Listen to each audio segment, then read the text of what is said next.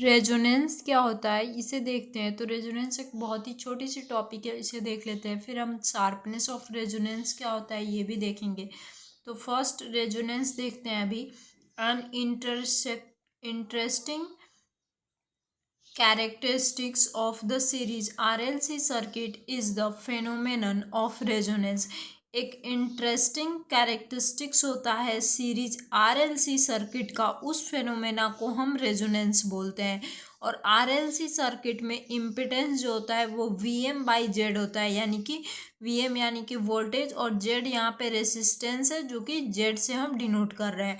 और V M और Z का फॉर्मूला आर का स्क्वायर प्लस एक्स सी माइनस एक्सएल का होल स्क्वायर आया था। और करंट एम्पलीट्यूड में एक्स सी को 1/ओमेगा सी और एक्सएल को ओमेगा एल ले रहे हैं यहाँ पे, क्योंकि यहाँ पे हमें जीरो लाना है, इसलिए यहाँ पे एक्स एल को ओमेगा एल ले रहे हैं।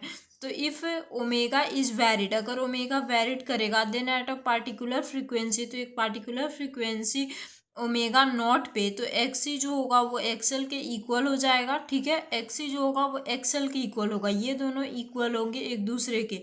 And the impedance is minimum, और इम्पिडेंस जो होगा वो मिनिमम होगा। इस केस में जेड जो होगा वो root under R square plus zero का square is equal to R के इक्वल आ जाएगा, क्योंकि यहाँ पे एक्सी जो है वो एक्सएल के इक्वल होगा। यहाँ पे एक्सएल कर लेना, ठीक है। एक्सी जो होगा वो एक्सएल के इक्वल हो जाएगा, तो आर का स्क्वायर यहाँ पे बचा और एक्सी एक्सएल इक्वल हो गया, तो जीरो का स्क्वायर आर बच रहा है। यहाँ पे हम क्यों कर रहे हैं, क्योंकि मैक्सिमम हमें इम्पिडेंस चाहिए। ठीक है, तो this frequency is called resonant frequency. तो इसी फ्रीक्वेंसी को हम रेजोनेंट फ्रीक्वेंसी बोलते हैं जब एक्सी एक्सएल के इक्वल हो जाता है।